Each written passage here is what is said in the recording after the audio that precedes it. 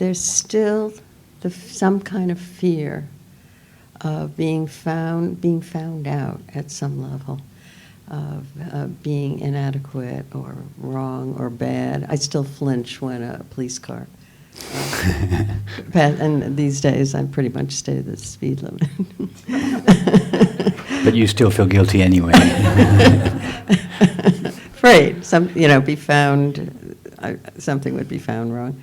So when I think of the, what we're looking at here about the true self, about who we really are, which has no lack, and which is totally allowing, and as you've said, is love itself. And it seems to me that the, quote, solution is fully living as that.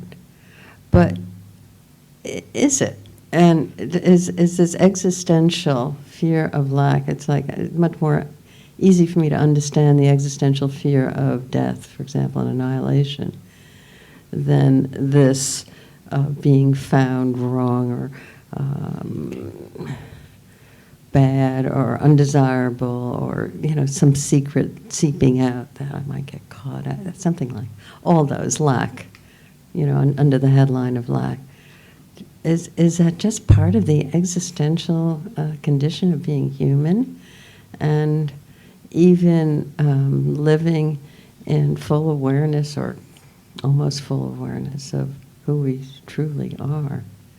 Is that the resolution? I mean, and I'm curious to know about your experience, to the extent you're willing to share that in this particular area.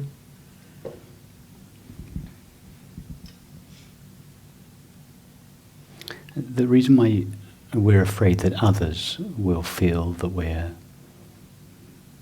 bad, inadequate, imperfect, etc., is because that's how we feel about ourselves. And therefore we project that feeling onto everybody else, and we presume that they're all having the same feeling about us.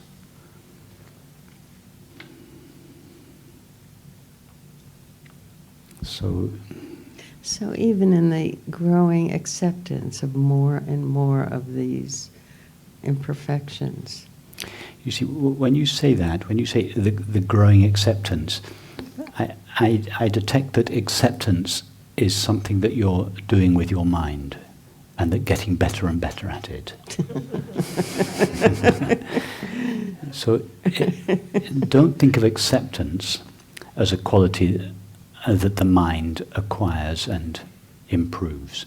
Acceptance is the quality of awareness, openness, total openness to experience as it is. So it's in awareness that you find the acceptance, not the mind. It's okay for the mind to say, I like some things and I don't like other things. That's what minds do. That's what they're good at doing. That's what they're conditioned to do. To just leave the mind doing its thing. The place to find the acceptance in yourself is the one that is wide open and already accepting of all experience. I mean, isn't this experience taking place simply because it has already been accepted by awareness? If awareness hadn't accepted it, we wouldn't be experiencing it. So the fact that something is present shows that it has already been accepted. It's too late for the mind to say, shall I accept it or not? And it's too late and irrelevant. It's already been accepted. That's the feeling understanding to get in touch with. Not to try to discipline the mind to be accepting after the event. So the piece of my question also has to do with the growing identification as that. Is that the point to the eradication of this existential fear? Yes, but don't think of it as an eradication, because again, you in talking of it in that way, you see it as something bad that's got to be got rid of, and that's going to be destroyed or eradicated. Leave it alone. Don't try to do anything to it, because to do something to it is more of the same. It's just fear of fear. Just to take your stand as awareness, and I don't mean as some marvelous idea of awareness. I mean to be knowingly the openness in which all experience takes place. To know yourself as that, to consider yourself like an empty window which makes the view possible. There's nothing in you, you're the empty space of the window, but it's the empty space of the window that makes the view seeable.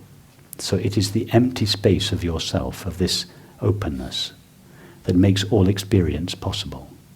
That one is not judging experience, not saying that it should be like this or like that, not saying that it should be any other way than it is, and it's certainly not saying that this little part of the view called Marjorie is bad or untrustworthy or imperfect, or it's certainly not saying that.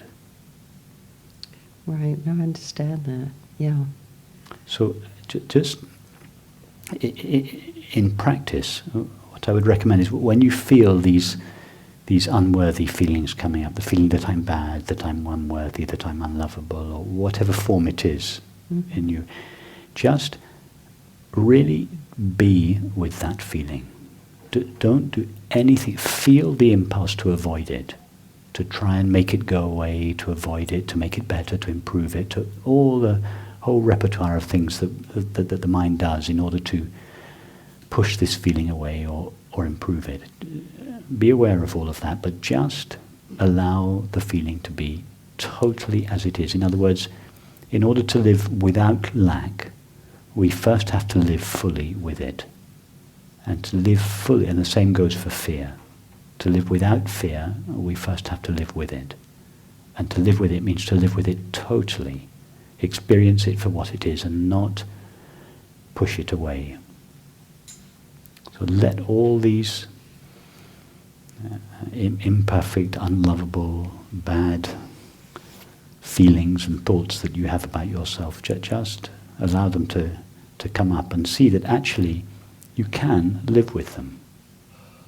You don't have to push them away. They're perfectly acceptable. In other words, discover in your own experience that you are acceptable and lovable. And as you discover that for yourself, that will change the projection that you have about other people.